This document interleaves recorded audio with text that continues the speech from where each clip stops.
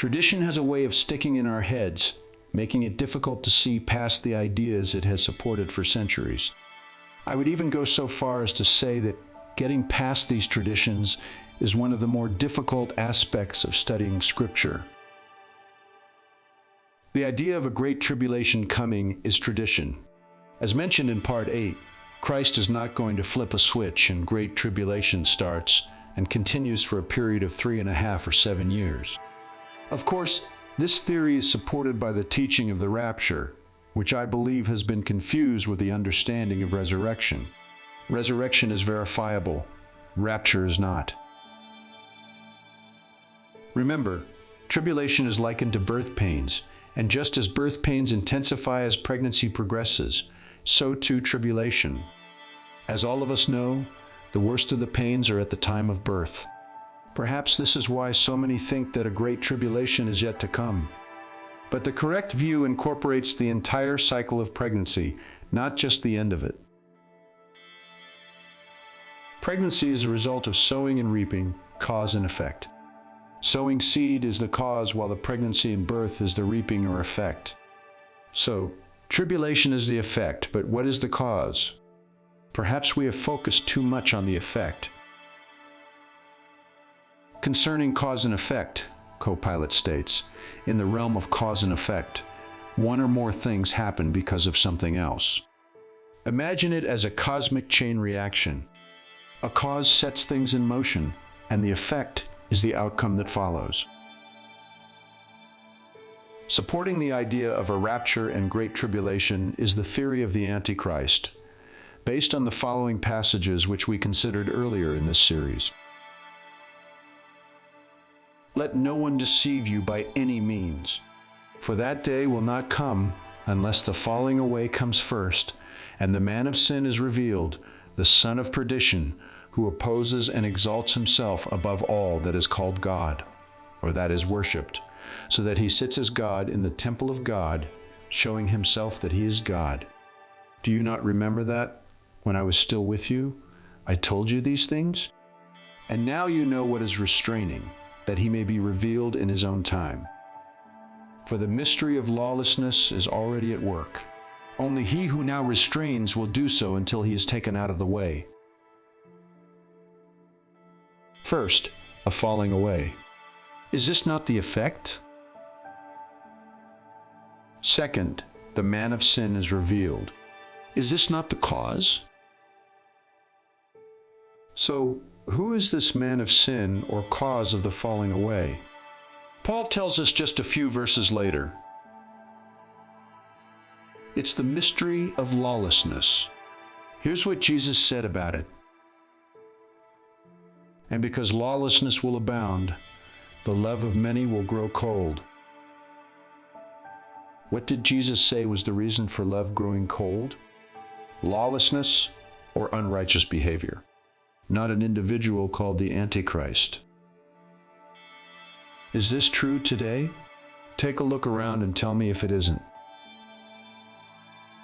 So let me ask again, who is this man of sin? Paul tells us in his other letters. Knowing this, that our old man was crucified with him, that the body of sin might be done away with, that we should no longer be slaves of sin. In 1 John 3:4, John says that sin is lawlessness. Therefore, the body of sin is the old man or lawless behavior with which all of us do battle. The ESV renders old man as old self, which I believe is appropriate. Though Paul appears to be speaking of an individual, we can see that he is referring to the sinful nature found in all of us. Here's further confirmation that you put off, concerning your former conduct, the old man which grows corrupt according to the deceitful lusts. Here again, Paul is clear. The old man is our former conduct.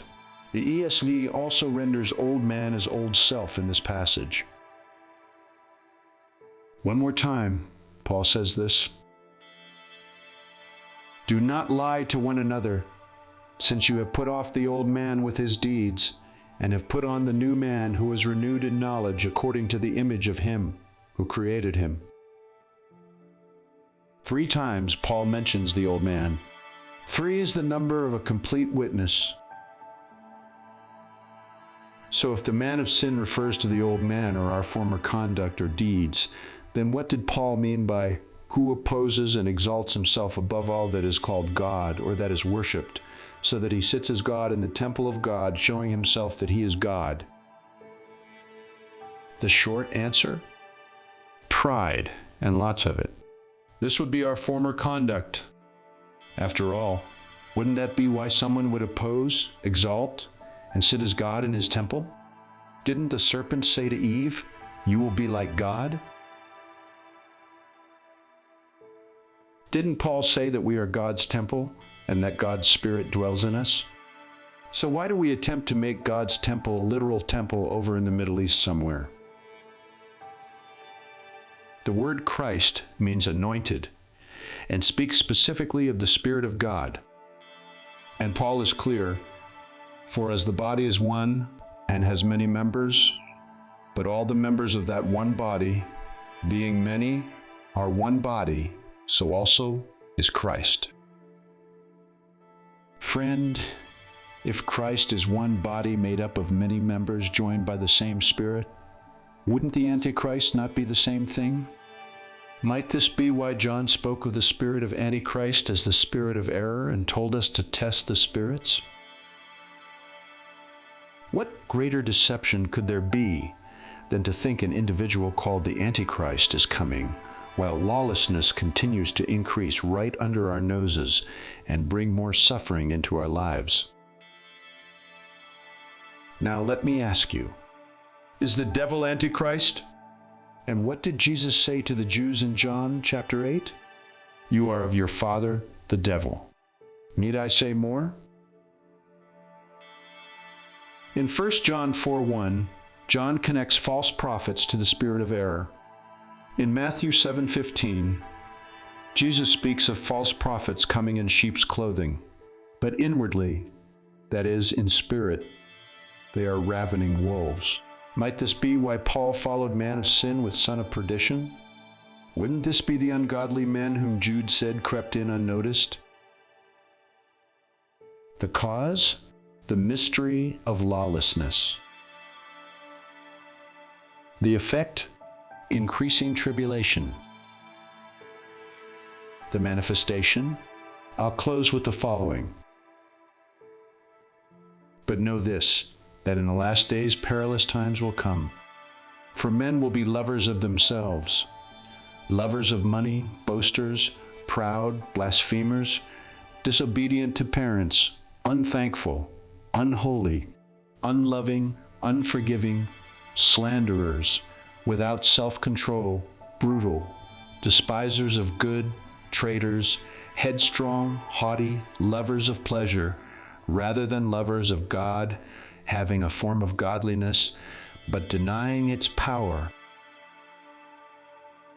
And from such people turn away.